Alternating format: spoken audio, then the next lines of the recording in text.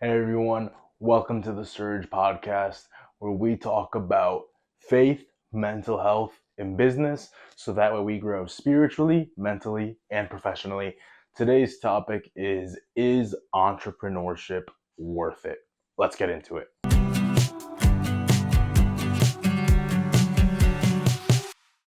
Whew. This is a heavy topic. Is entrepreneurship worth it? Is it worth it to start a business? Is it worth it to really chase your dreams? Really, if you have an idea, if you have something that you really want to go and just give to the world. And this is a really loaded question.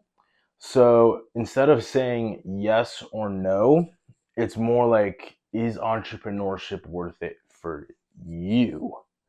Right? So these are a few questions that I believe every aspiring business owner, every aspiring entrepreneurship really needs to answer.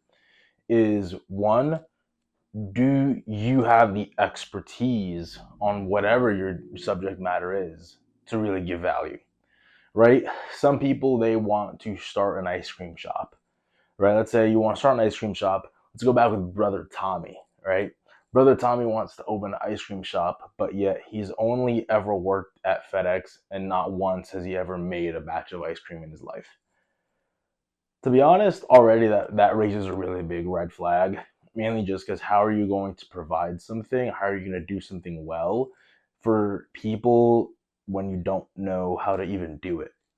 Um, there's a statistic that says that 50% of small businesses and startups fail within 5 years. And there's a really big reason why, because a lot of people suck. And the thing is when you're not good, you're definitely bound to not succeed. And there's nothing wrong with that. I mean, even people that are really great, well, they suffer failure. But the difference is that in that moment, in that trial run, in that moment where you're starting, you don't know what you need to know, it'll be very difficult to really make it succeed. And one of the best things you could do is just learn. So let's say you're like Brother Tommy, you want to start a business in something, you have a passion, an idea for it, but you don't know too much about it. Take time to learn it, grow in it, and once you have the expertise, then we move on to the next question, right? The next question, now that we know, let's say now you got a point where it's like, yes, like Brother Tommy. Now Brother Tommy is taking the time to really learn how to do ice cream, really learn how to do it. Now it's the next, and this is a biblical principle where it says, don't no one really builds a house without counting the cost. This is something that I have failed plenty of times. Sometimes um, I get so passionate on something that I'm like, oh, let me just do it, right? But now counting the cost is something where you really need to take into account everything that's going to go into it. It's not just the subject matter expertise. Now it's the capital. It's how, if you don't have capital, how are you going to raise it?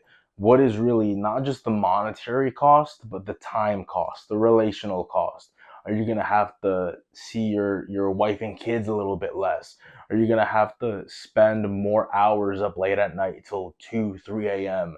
You're really going to have to count the cost, really get to know how much is going to, how much is really going to take out of you, really. And I understand that for some of those things, you really don't know until you start doing it. But the more you prepare, the better off you're going to be, right? It's like any sport, really. Let's say you wouldn't really go into a boxing match if you're a boxer without having trained for it, without having really gotten to know what a boxing match is like. And then you get into it. And of course, you really never fully know when you're in until you're in it, until you're in that match with that person, whoever your opponent is. But you're in a lot better position if you're well prepared. You know what it's going to take for you to win, versus if you would have just gone in against a pro fighter with not having any ounce of preparation, right? Almost kind of ties back to the first question. Do you have the expertise, subject matter expertise? This one goes a bit further. It goes about knowing the cost of everything, not just the subject matter. Okay. So now let's go back to the example of our guy, Brother Tommy, right? He's counted the cost, knows all the capital, startup, how much time it's going to take for him to get it running.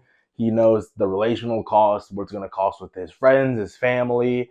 And now he, of course, has a subject matter expertise. And then now this is, for my opinion, probably the most important one is, does this align with his overall life vision? I mean, entrepreneurship is something very simple. You build something to multiply it, and you also do it for to get money and to help people, right? Um, there is nothing wrong with admitting that a business brings money. At the end of the day, we're all in business to make money. It's not really a business if you're not making money. Even nonprofits make money to at least keep the operations running, right? So one there, right? It needs to be able to make money. And then also, is it something that you know is going to be able to multiply value in the community around you for the target audience? Is it something that's scalable? Is it something that can be built? Is it something that can go further onto the whatever your overall life vision is? If you are envisioning that you are going to make an impact just in your city, is it something that's going to make an impact in the city? If you're thinking of making an impact in your state, is going to make an impact in your state. You kind of get the point, so on and so forth. How big are your dreams?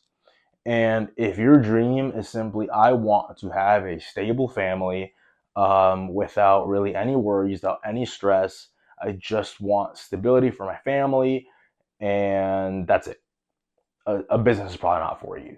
Businesses have ups, downs, all arounds. Um, the thrill of the business is not stability, it's freedom, excitement, and growth. And excitement comes from those varying moments. It comes from those moments of you have an issue and now your mind is working. How am I going to solve it? How am I going to move forward? It gives freedom in the sense of at first you're going to be having a lot of hours, but then you're going to build a team eventually. Then you're going to really start, you're going to start seeing the business get to a point where, wow, the thing is running without me. And now you have time to do other stuff. And then also, businesses have reach. Almost every single thing that has been done in modern society has been done by a business, right? Think of the iPhone, right? Think of basically every cell phone that exists has been made by a business. So, what is the reach you want to have? And I believe that if you're only in it just for money, you're setting yourself up to fail, because there's many of great ways to make money without having to go through all this risk, having to go through all this instability of a business. But what really drives it forward is when you have that passion to really help people, to build something that actually does have impact and lasting value. All right.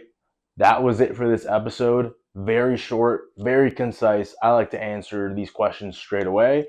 If you found value in this, I highly encourage you. Follow us on whatever platform you're on, be it Spotify, Apple Podcasts. If you're watching this on YouTube, please hit the subscribe button. And I look forward to seeing you next week on the Serg podcast.